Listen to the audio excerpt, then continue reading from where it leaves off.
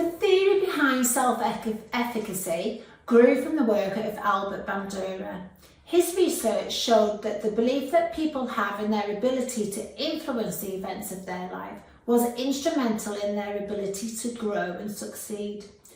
According to Bandura, there are four main sources of self-efficacy beliefs. Mastery experiences. So you gain this when you take on a new challenge and you succeed. The best way to learn a skill or improve your performance is by practice.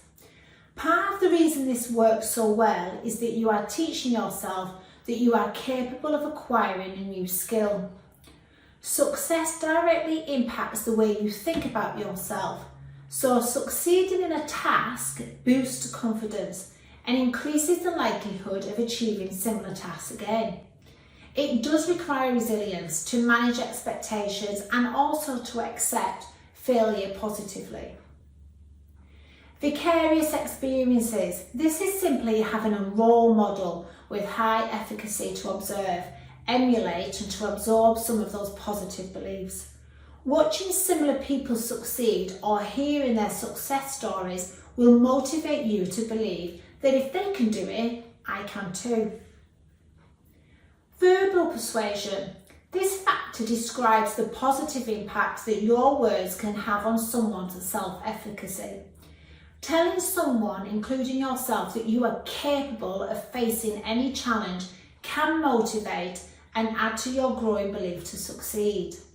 The words you use are imperative to self-efficacy. Emotional and physiological states in Aperture 2008. This is the importance you place on your overall health and well-being. It is much easier to boost your self-efficacy when you are healthy and well. People with self-efficacy have what is known as an internal locus of control.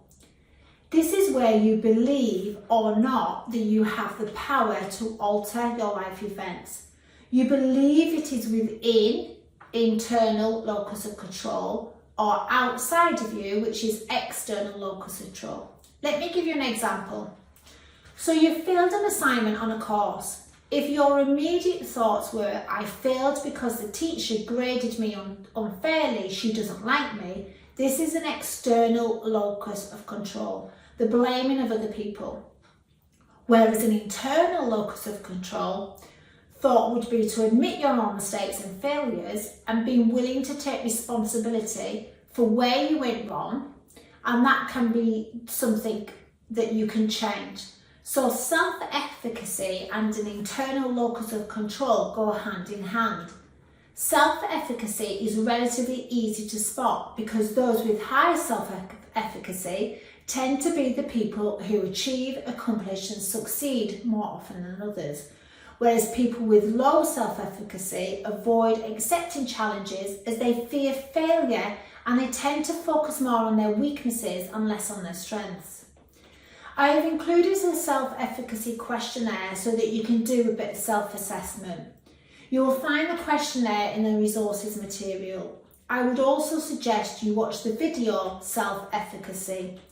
If you want to delve further into self-efficacy, you can read the research report by Alberto Bandura. Again, I've applied this in the resources section.